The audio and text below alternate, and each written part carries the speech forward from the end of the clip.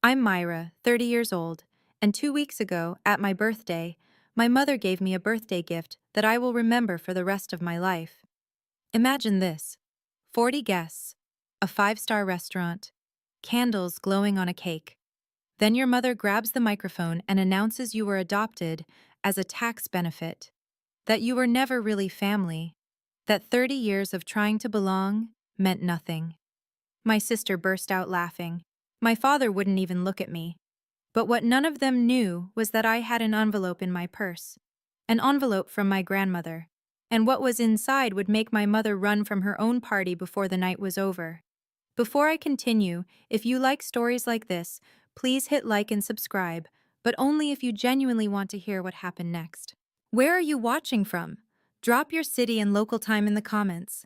Now let me take you back 1 month earlier, to the day I got a phone call that changed everything. It was almost 8 o'clock on a Thursday night. I was still at my desk at Harrison and Cole Architecture, reviewing blueprints for a renovation project that wouldn't matter in 48 hours. My phone buzzed. Unknown number, Boston area code. I almost ignored it. These days, unknown numbers usually meant spam, but something made me answer. Miss Anderson? A man's voice, measured, professional. My name is Theodore Whitman. I was your grandmother's attorney. I straightened in my chair. Grandma Grace had passed 6 months ago. We'd had the funeral, read the will, said our goodbyes. Why was her lawyer calling now? There's a matter I need to discuss with you, he continued. In person. It concerns documents your grandmother left specifically for you. I don't understand. The estate was already settled. This is separate. He paused. Your grandmother left explicit instructions that no one else in your family should know about this conversation. She was very particular about that. My heart began to pound. Grandma Grace was the only person in my family who'd ever made me feel like I wasn't an outsider.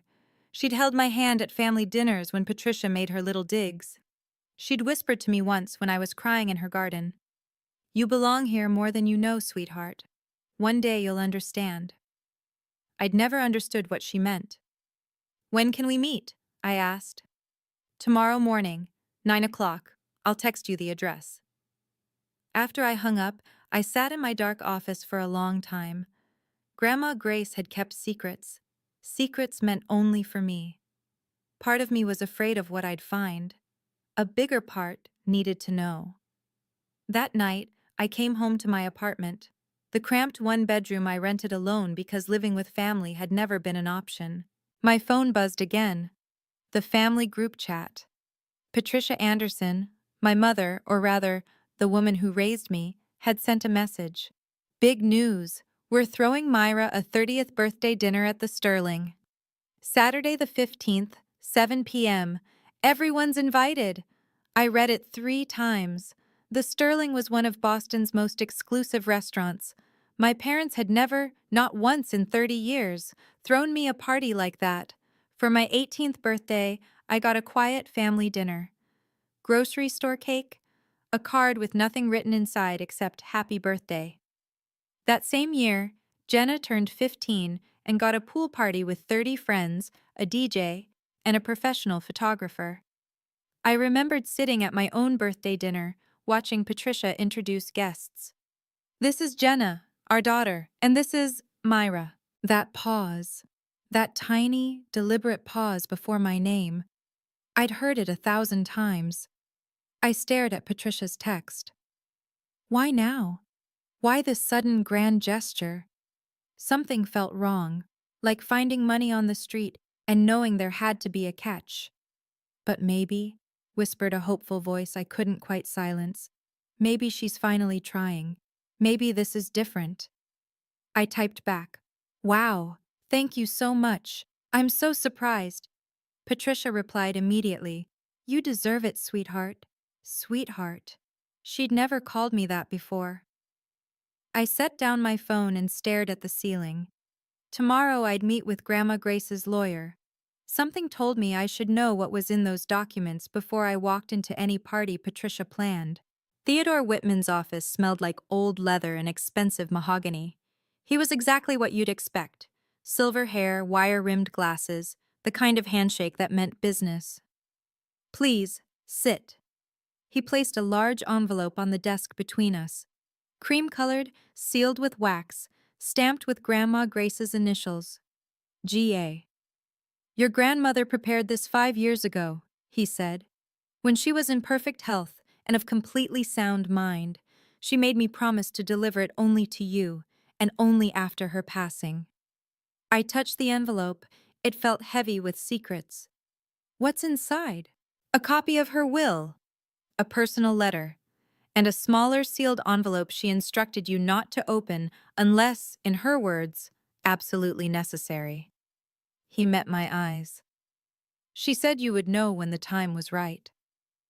My hands trembled as I broke the seal. The will came first. I scanned the legal language until I found my name. I hereby bequeath the Anderson estate, along with all property and contents therein, to my granddaughter, Myra Anderson. I stopped breathing. The Anderson estate, Grandma Grace's mansion, the house where every holiday dinner happened, every family reunion, every important gathering. The house Patricia had decorated and maintained for 20 years, as if it were already hers. This can't be right. It's entirely legal. 3 independent attorneys witnessed the signing. Video documentation exists. But why me? Mr. Whitman handed me the letter. Perhaps this will explain. He leaned forward. The will goes public in 2 weeks. Your grandmother wanted you to have time to prepare. Prepare for what? His expression was grim. For what your family might do when they find out. I waited until midnight to read Grandma Grace's letter. My apartment was dark except for one lamp. Outside, Boston hummed with distant traffic. I unfolded the pages, her elegant handwriting, achingly familiar, and began. My dearest Myra, if you're reading this, I'm gone. And there are things I should have told you when I was alive. I wasn't brave enough then. I'm sorry. First, know this. I have loved you from the moment I first held you. Not because I had to, because you were light in a family that had forgotten how to shine. Second, I'm sorry I couldn't protect you better. I watched Patricia diminish you year after year, and I should have fought harder. I should have said more. Third, and this is the hardest part, you are not a stranger, Myra. You are not some random child adopted for convenience. You belong to this family more deeply than anyone has told you. You are my blood, my real blood. I cannot explain everything in this letter. The small envelope contains the full truth. Documentation, proof, everything you'll need when you're ready. But open it only when you must, when you're ready to face what it means. Be brave, my darling girl. You are so much stronger than they've ever let you believe. All my love, forever, Grandma Grace. I read it again, and again. You are my blood. What did that mean? I was adopted. Patricia had made sure I never forgot it. But Grandma Grace said I belonged, said there was proof. I looked at the smaller envelope, still sealed. Only open when absolutely necessary. I locked it in my safe that night. Something in my bones told me I'd need it soon. What I didn't know then, what I wouldn't learn until much later, was that across town, Patricia was making plans of her own. I pieced the story together afterward, from what Aunt Helen told me, and what I could infer from the wreckage. Patricia was pacing her living room. Jenna sat on the couch scrolling through her phone. I found out today, Patricia said, her voice tight. About the will. Jenna looked up. What will? Your grandmother's. That woman left the estate to Myra. Patricia's hands were shaking. The entire thing, the house, the land, everything. What? Jenna dropped her phone. How is that even possible? It's legal. She did it years ago, behind everyone's back, and the will goes public in 2 weeks. But that house, Mom, you've been decorating it for years. You've been planning to... I know. Patricia's jaw tightened. Which is why we need to act now. What do you mean? Patricia stopped pacing. Her eyes went cold. The birthday party. 40 guests. Everyone who matters. Jenna frowned. I don't understand. Myra has spent 30 years trying to earn her place in this family. She's desperate to belong. Patricia smiled, but there was nothing warm in it. If we humiliate her publicly, really humiliate her, she'll be too ashamed to show her face again. And once she's gone, contesting that will become much easier. Jenna hesitated.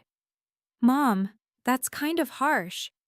That house was supposed to be yours, Jenna. Are you going to let some adopted charity case take it? The hesitation faded from Jenna's face. What do you need me to do? They had no idea what Grandma Grace had left me, and they had no idea I was ready to use it. 1 week before the party, I was at Nordstrom, doing something I rarely did, spending money on myself. A dress. Something beautiful. If my family was actually throwing me a real birthday party, I wanted to feel like I deserved to be there. The emerald one, said a voice behind me. It'll bring out your eyes. I turned. Lucas Smith, my closest friend at the firm, was grinning. Are you stalking me now? Saw you through the window. You looked like you were overthinking. He tilted his head. Talk to me. So I did. I told him about the lawyer, the will, the letter. Not everything, not the part about being blood, but enough. Lucas listened without interrupting. Then he said something I'd never forget. Myra, you've walked into that family's traps your whole life. If there's even a chance this party is another one? He looked at me seriously. Don't go in empty-handed. What do you mean? Bring everything your grandmother left you, just in case. Lucas, I don't want to turn my birthday into a war. You might not have a choice. He squeezed my shoulder. Just be prepared, that's all I'm saying. That night, I laid everything out on my bed. The will, the letter, the sealed envelope I still hadn't opened. The clutch I'd bought was small, barely room for a phone and lipstick, but just big enough for the truth. I tucked the envelope inside. Just in case, I told myself. I didn't know then how right Lucas would be. I didn't know that in 7 days, I'd stand in front of 40 people, and those documents would be the only thing standing between me and complete destruction. The sterling took my breath away. Crystal chandeliers cast dancing light across white tablecloths. Floor-to-ceiling windows framed the glittering Boston skyline. A U-shaped banquet table dominated the room, and at its center sat a chair wrapped in ribbon. My chair. 40 guests had already arrived. Relatives I saw once a year, friends of my parents, a few colleagues Patricia had insisted I invite. To make it look real, I'd later realize. Myra! Birthday girl! Patricia swept toward me in a navy dress, arms open wide. Her hug was stiff, her smile not quite reaching her eyes. Thank you for all this, I said. It's a lot. You deserve it, sweetheart. That word again, sweetheart. My father, Richard, appeared next. Brief handshake, eyes that wouldn't meet mine. Happy birthday, he murmured, already retreating. Jenna didn't bother with hello. She stood in the corner, phone raised, recording, like she was documenting a zoo exhibit. Then I saw her, Aunt Helen. She'd flown in from California, which she almost never did. My father's sister. The only one who'd ever defended me when I was young. She crossed the room and wrapped me in a real embrace. Warm, protective, and she whispered something that made my blood go cold. Whatever happens tonight, remember, your grandmother would be proud of you. I pulled back. What do you mean? A server called everyone to their seats before she could answer. I sat in my ribbon-wrapped chair, clutch in my lap, scanning the faces around me. 40 witnesses. Whatever Patricia had planned, she wanted an audience. Fine. If she wanted an audience, she'd get one. The envelope pressed against my thigh like a heartbeat. Dinner was fine. Salmon, asparagus, polite conversation. I almost relaxed. Then Patricia stood. She smoothed her dress, walked to the small podium, and tapped the microphone.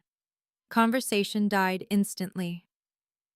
Thank you all for being here tonight. Her voice was honey. We're celebrating someone very special. Our Myra is turning 30. Applause. Smiles. I gripped my napkin beneath the table. 30 years, Patricia continued. Can you believe it? It feels like yesterday that she came into our lives. Something shifted in her tone, a slight edge, barely perceptible.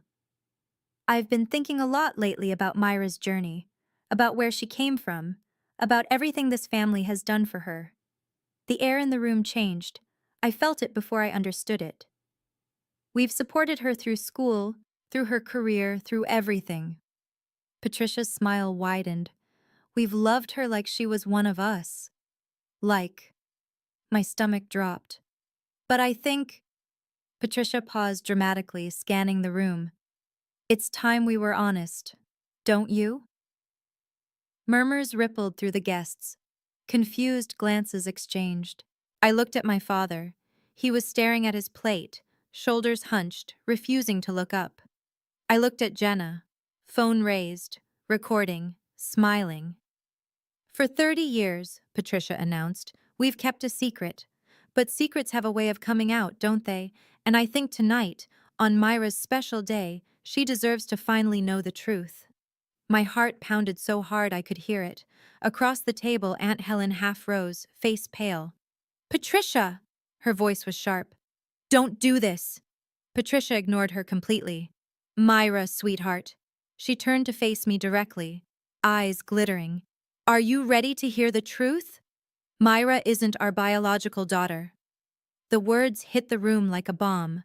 Gasps, whispers, 40 pairs of eyes swiveled toward me. She's adopted. Patricia's voice rang with something almost like triumph. We took her in when she was 2, and do you know why?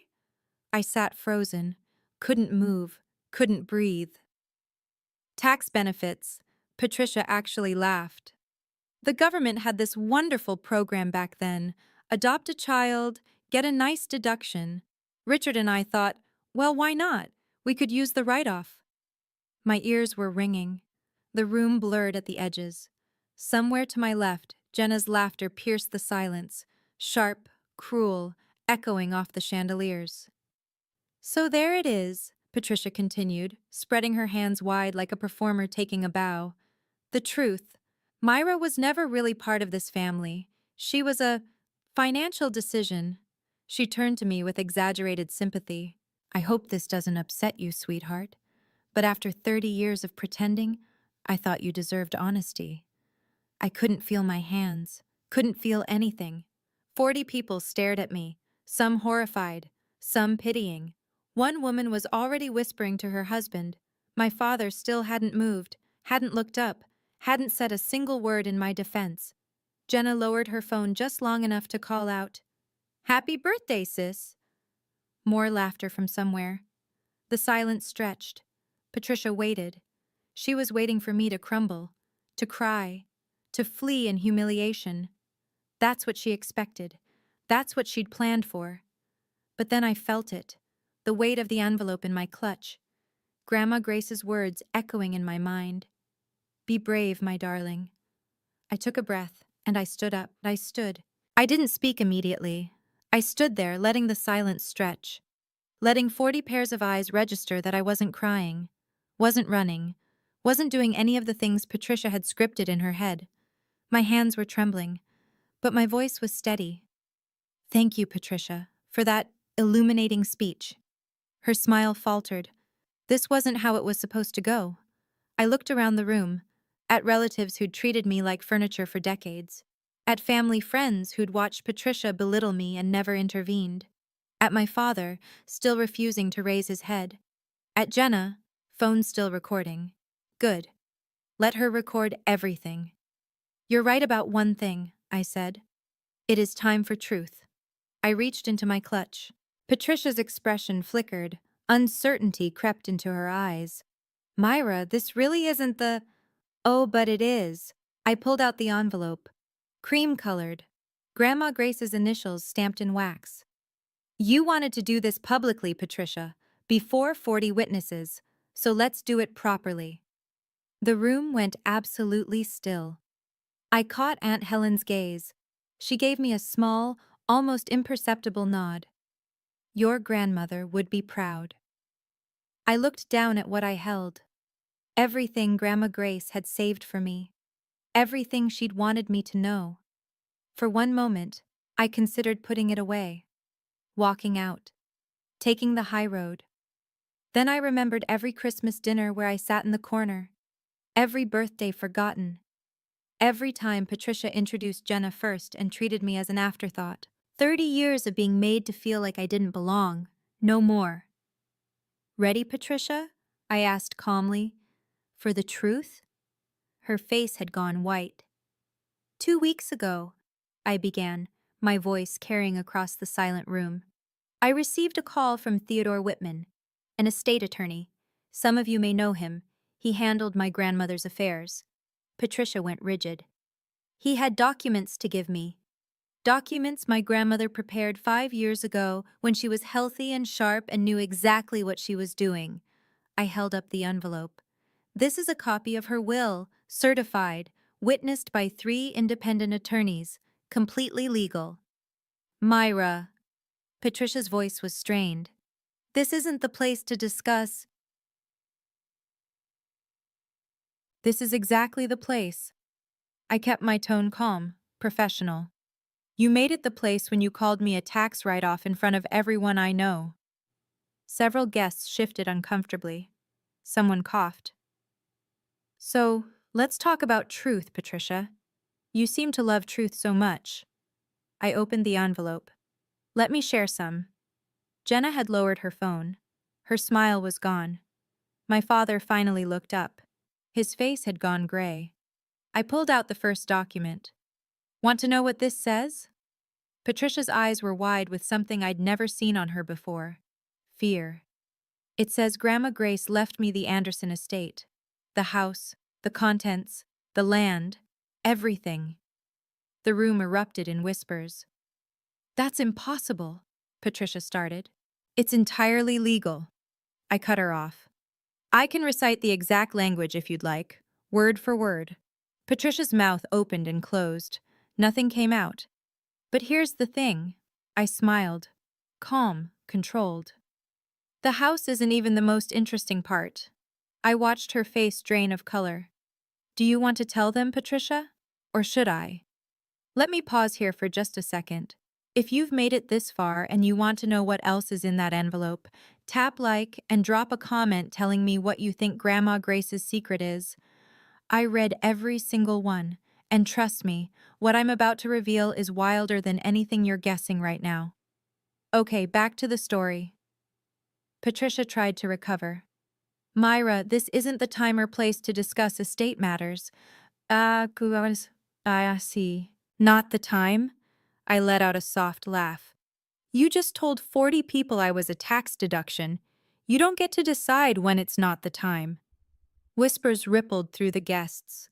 Uncomfortable glances passed between couples. This is a family matter, Patricia stepped toward me. We should continue this privately. No.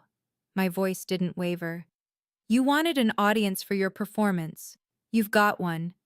Patricia spun toward my father. Desperation leaked into her voice. Richard, say something. Every eye shifted to him. Richard Anderson, the man who'd been my father for 30 years without ever truly being my father, slowly raised his head. Pat, he said quietly, maybe we should let Myra finish. Patricia looked like she'd been slapped. Richard, I'm tired, Pat. His voice cracked. I've been tired for a very long time. Jenna's jaw dropped. Dad! Let her speak. The room fell silent again. I hadn't expected that. 30 years of watching my father avoid every conflict. 30 years of watching him look away while Patricia made me feel invisible. And now, finally, he was pushing back. It didn't fix anything. Not yet. But something had shifted. Patricia stood alone at the podium. No allies left.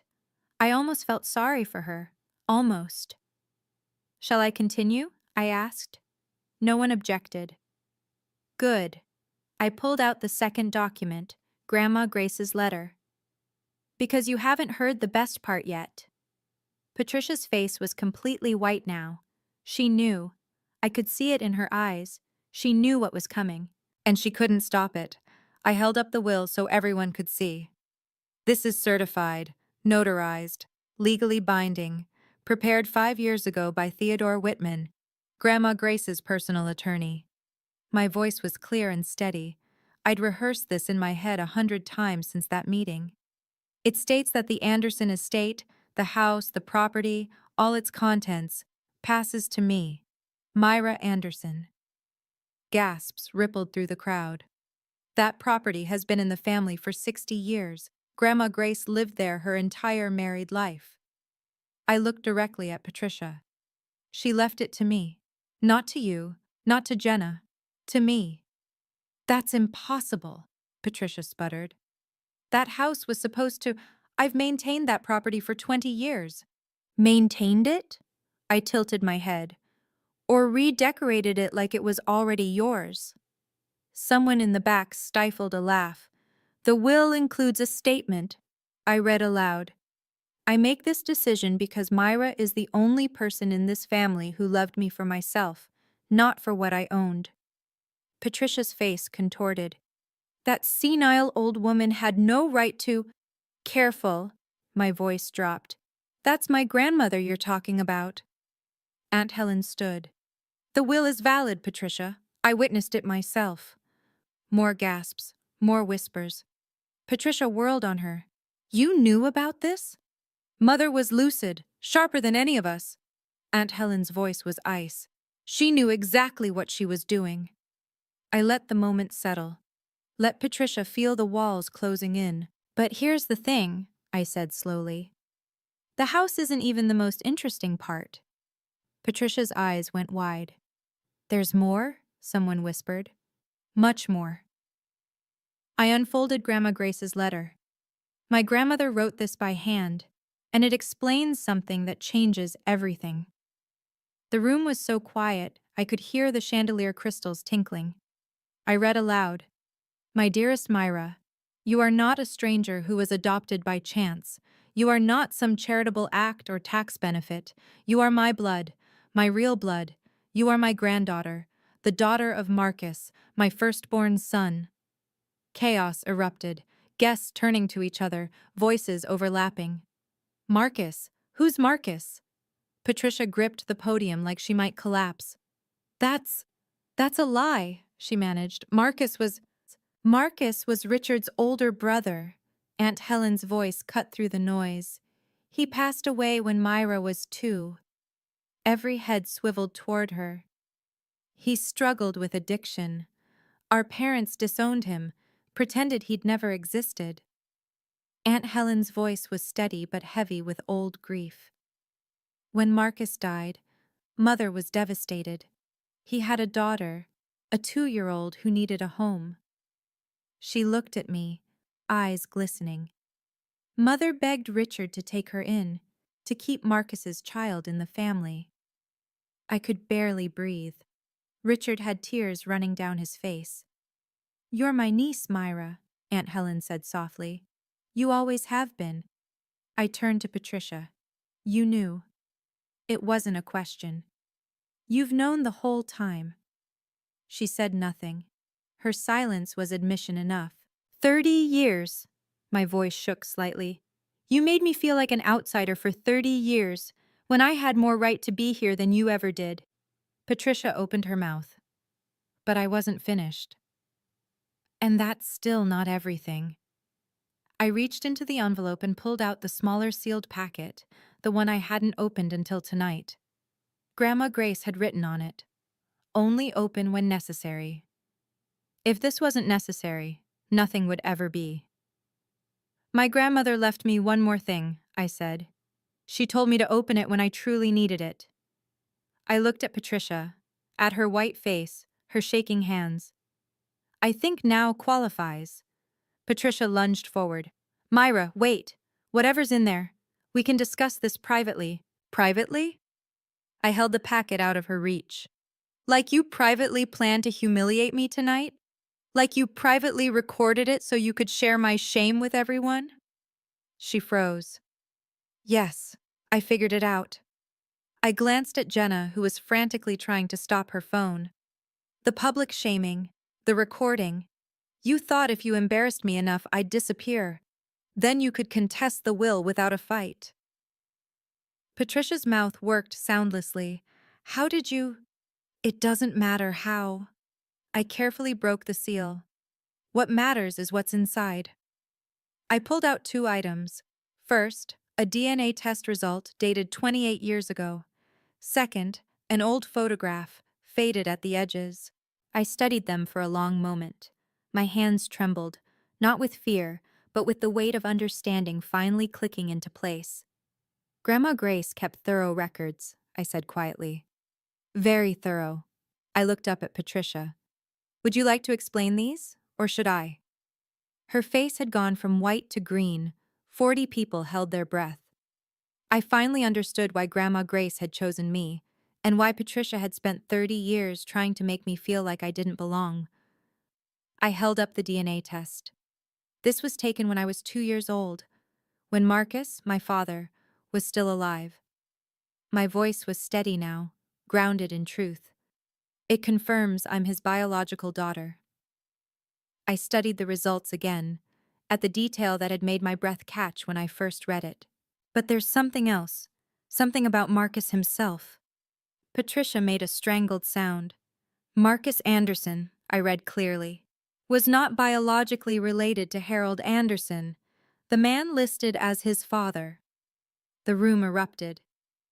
What does that mean? Someone called out.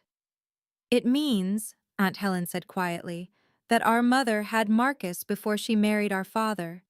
He was from a previous relationship. Harold adopted him when they wed, but Marcus was never a biological Anderson. I let that sink in. So Marcus wasn't Harold's biological son. I'm Marcus's biological daughter, which means, I paused. The Anderson family has no blood claim to my grandmother's estate. Her property came from her family, not Harold's. I held up the photograph, a faded image of a young woman holding a baby. Same eyes, same smile. You married into a family, I told Patricia, that has no connection to this inheritance. The estate belongs to Grandma Grace's bloodline. I lifted the photo higher. And that bloodline is me. Patricia swayed. You spent 30 years making me feel like I didn't belong, I said, but I'm the only one here who actually does. Someone started clapping, then another, then half the room. I didn't smile. I wasn't doing this for applause. I was doing it for truth, and the truth was finally free. Patricia attempted one final counterattack. This is ridiculous. That will can be contested. These documents could be forged. They're not forged, Aunt Helen stepped forward. I have video of Mother signing the will. I have the original DNA results in a safety deposit box. And I have 20 years of documentation of exactly how you treated Myra. Patricia whirled on Richard. Richard, are you just going to sit there? Are you going to let them attack your own wife? Every eye turned to him. Richard stood slowly. For the first time all evening, he looked his wife directly in the eye.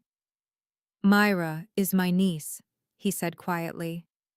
My brother's daughter. She's always been family. His voice cracked. And I've spent 30 years watching you tear her down, watching you make her feel worthless. And I never stopped you. I never protected her. He turned to me. I'm sorry, Myra. I'm so deeply sorry. I nodded. I couldn't speak yet. Patricia looked around the room desperately, at guests who wouldn't meet her gaze, at Jenna crying silently in the corner, at the complete collapse of the perfect image she'd constructed over decades. This isn't over, she hissed. I'll fight this. You'll lose. My voice was calm. The will is airtight. The evidence is documented. And everyone here just heard you call your adopted niece a tax benefit. I stepped closer.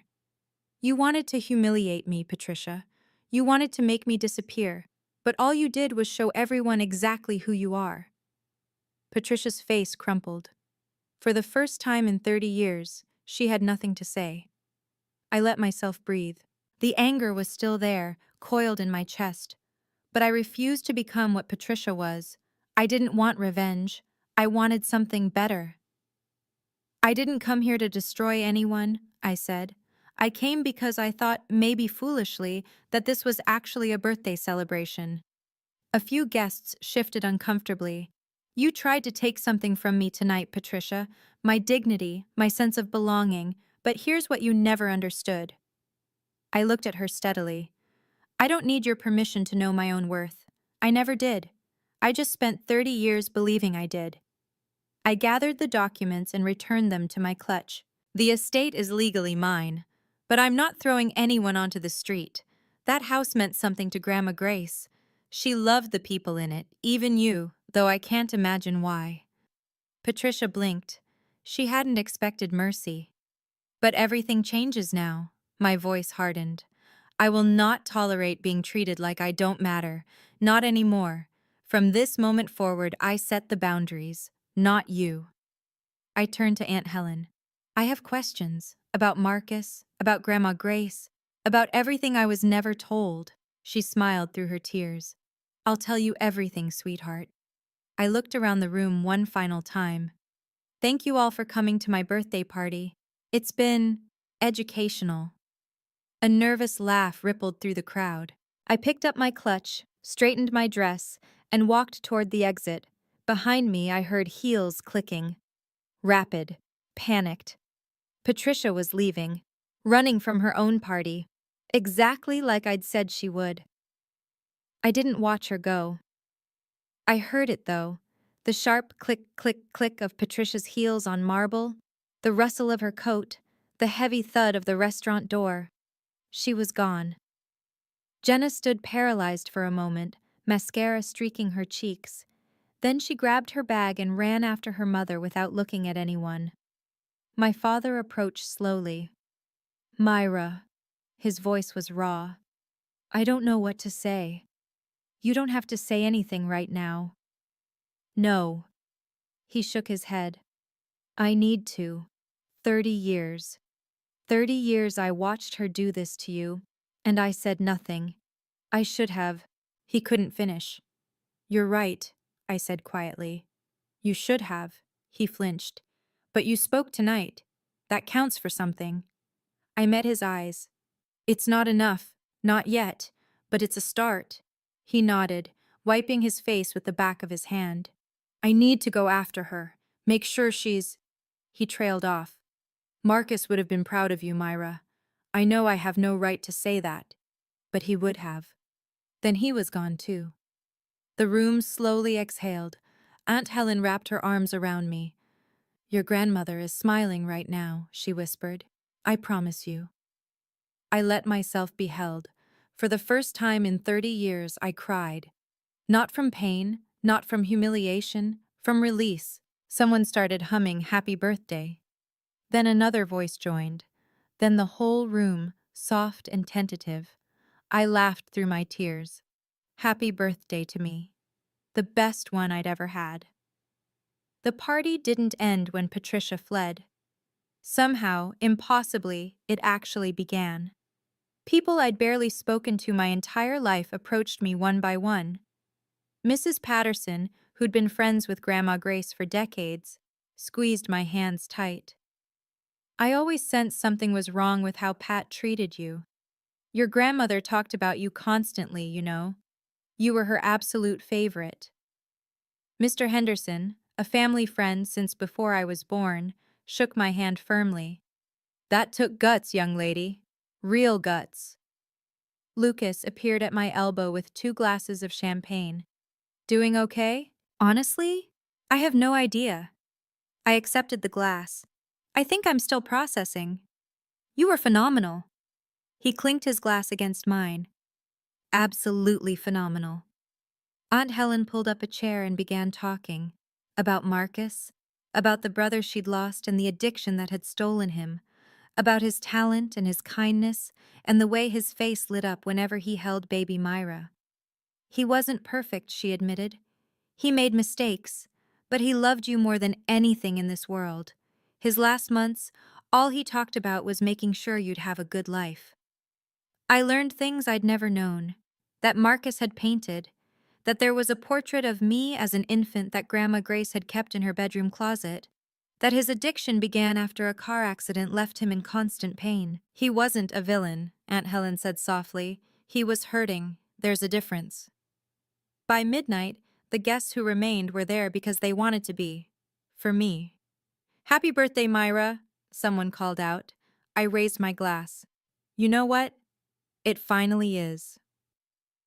1 week after the party, the fallout was everywhere. Patricia had vanished from her usual circles. No charity luncheons, no garden club, no carefully curated social appearances. Word had spread.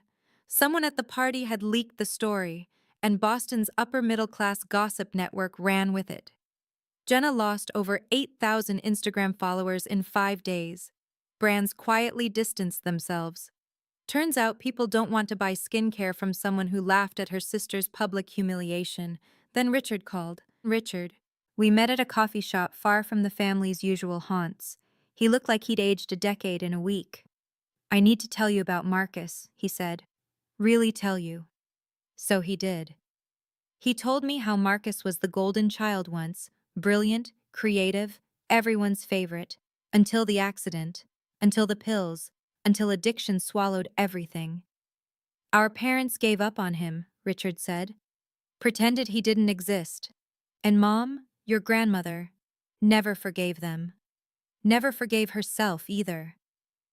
She couldn't have saved him. No, but she saved you. He looked at me with red-rimmed eyes. She made me promise to take you in, raise you as my own. And I did, but I failed at the rest. I let Patricia control everything. Let you grow up feeling unwanted. Why? Because I was a coward, his voice broke. Afraid of confrontation, afraid of Patricia, afraid of everything. I didn't forgive him that day. I wasn't ready, but I didn't walk away either. This isn't the end, I said, but it might be a start. He nodded, tears streaming. Baby steps. That's all any of us can take sometimes. I know this story is heavy. If you've ever had to set boundaries with toxic family members, if you've ever felt like an outsider in your own home, I want to hear from you. Drop a comment, share your story. I read every single one, and honestly, knowing I'm not alone in this helps more than I can say. Okay, let me tell you what happened when I finally visited the estate. 2 weeks after the party, I drove to the Anderson estate. I'd been avoiding it. Part of me wasn't ready to face the place where I'd spent so many holidays feeling invisible, the house Patricia had treated like her personal kingdom. But it was mine now. I needed to see it. Patricia and Jenna had moved out the week before, a temporary rental while they figured things out, according to Aunt Helen. They'd taken their personal belongings, but left the bones of the house intact. I walked through the quiet rooms slowly. The parlor where Patricia had hosted her parties, always positioning me in the back. The dining room where I'd sat through countless awkward holiday meals. The garden where Grandma Grace and I used to talk, while Patricia watched disapprovingly from the window. I climbed the stairs to Grandma Grace's bedroom. It still smelled like her. Lavender and old books. I sat on her bed and let the tears come. In her closet, behind winter coats and hat boxes, I found something I'd never seen. A cardboard box worn at the corners. Inside were photographs, dozens of them. Marcus as a child, Marcus as a teenager with paint-stained hands, Marcus holding a newborn baby, me, grinning at the camera like he'd won the lottery. On the back of that last photo, in Grandma Grace's handwriting, Marcus and Myra, my two greatest loves. 1994. I pressed the photo to my chest and sobbed. I'd never seen his face until now. But looking at him, I saw myself. The same eyes, the same crooked smile. I wish I'd known you, I whispered to the empty room. The house was silent, but for the first time, It felt like home. 3 weeks after the party, my phone rang. Jenna. Every instinct screamed to let it go to voicemail, but curiosity won. "Please don't hang up," she said immediately. "Please." I sat down. "I'm listening." "Can we meet? Somewhere neutral. I need to. I don't know. I need to talk." We met at a coffee shop on the other side of the city. Jenna looked different. Smaller somehow. No perfect makeup. No Instagram-ready outfit. Just a tired young woman in jeans and a wrinkled sweater. "I'm not here to apologize," she said immediately. "I mean, I know I should. But I'm not there yet." "Then why are you here?" She stared at her untouched latte. "I need to understand why Grandma loved you more." I blinked. "What?" "She always looked at you differently, like you were special." Jenna's voice cracked. "She never looked at me that way. Not once. Mom always said it was because you were the poor orphan and Grandma felt guilty. But that wasn't it, was it?" "No, it wasn't. You were actually her granddaughter. By blood." Jenna laughed bitterly. "And I was just the consolation prize. Jenna, Mom told me my whole life that I was the real daughter, that you were the interloper." Her eyes welled up. "But maybe I was the one who never really knew where I stood." I didn't know what to say. "I'm not asking for forgiveness," she continued. "I don't deserve it. But is there any chance, ever, that we could start over?" I considered the question. "The door isn't closed," I finally said, "but you're going to have to earn your way through it." She nodded. It was the beginning of something. I just didn't know what yet. 1 month after the party, I made a list. Not a revenge list, a boundary list. Patricia. No contact. Not welcome at the estate. If she wanted to communicate, it would go through attorneys. Richard. Limited contact. Open to rebuilding, but slowly. Trust would be earned, not assumed. Jenna. Wait and see. She'd shown a crack in her armor, but cracks can seal over. I'd believe real change when I saw sustained evidence. Aunt Helen. Family. Real family. The kind I'd always wanted. I began making small changes to the estate. Nothing dramatic. I wasn't trying to erase memories. But I converted Grandma Grace's bedroom into a memorial space. Her photographs, Marcus's artwork, the portrait of infant me that he'd painted before he died. A tribute to the people who'd loved me before I could remember. Then I did something bigger. I created the Marcus Anderson Memorial Scholarship Fund for kids aging out of foster care who wanted to study art or architecture. "Because your father never got a second chance," Aunt Helen said when I told her. "But maybe someone else can." Exactly. The first recipient was a 17-year-old girl named Maya. She'd been in the system since she was 9. No stable home, no family who chose her. But she could draw like nothing I'd ever seen. At the scholarship ceremony, she tugged on my sleeve. "Did you ever feel like you didn't belong anywhere?" "Every single day," I told her honestly, until I stopped waiting for permission. Permission? To belong, to matter, to take up space. I smiled at her. "You don't need anyone's permission, Maya. Neither did I. I just took 30 years to figure that out." She hugged me. It felt like hope. 6 months after the party, I held a memorial at the estate. Not a funeral, we'd already had that. This was something different. A celebration, a remembrance, a closing of chapters and opening of new ones. The guest list was intimate. Aunt Helen, Richard, who'd been slowly, painfully rebuilding himself, Lucas, Mrs. Patterson, and a few of Grandma Grace's oldest friends. And Maya, the scholarship recipient, who I'd begun mentoring. No Patricia, no Jenna, not yet, maybe not ever. I arranged photographs on the mantel. Grandma Grace on her wedding day, young and radiant. Marcus at 20, paintbrush in hand, eyes full of dreams he'd never fulfill. And the photo of him holding me, the one I'd found hidden in the closet. I spoke first. Most of my life, I didn't know who I was. I knew I was adopted. I knew I was different. I knew I didn't fit. My voice held steady. But I didn't know I had a father who loved me, a grandmother who fought for me, a history that was mine. I looked at the photographs. Grandma Grace spent her final years making sure I'd learn the truth, that I'd have tools to defend myself when the time came.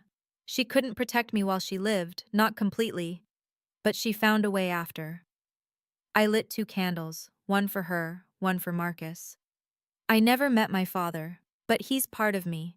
I see him every time I look in the mirror. Richard was weeping openly. Aunt Helen held my hand. To Grace, I said softly. And to Marcus. I hope you're together now. To Grace and Marcus, everyone echoed. The candles flickered like heartbeats. I smiled through my tears. The official launch of the Marcus Anderson Memorial Scholarship made the local news. The estate had been transformed for the event, not into something unrecognizable, but into something new, warm, welcoming, the kind of home Marcus might have built if he'd had the chance. A modest crowd gathered, arts education advocates, former foster youth, local journalists, and at the center, 10 young artists displayed their work, each one a scholarship recipient. I stood at the podium and looked out at faces full of hope. My father never got a second chance, I said. He struggled, and when he reached out for help, he was turned away, disowned, erased. I took a breath. I don't want any child to feel erased. I don't want any artist to believe their dreams aren't worth fighting for. I gestured toward the scholarship recipients. These young people aren't charity cases. They're not tax deductions. A knowing laugh rippled through the crowd.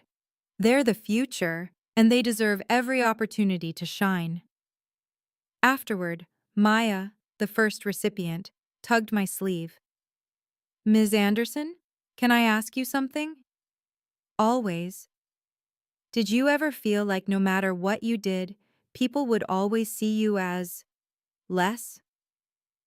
I knelt to her level, every day of my life, until I learned something important. What? Their opinion of me wasn't my truth. My truth was mine to create. I smiled. And so is yours. She hugged me, quick and fierce. Thank you, she whispered, for making me feel like I matter. I hugged her back just as tightly. You do matter, Maya. You always have. The cameras flashed, but I wasn't thinking about press coverage. I was thinking about legacy and how it doesn't end. It transforms.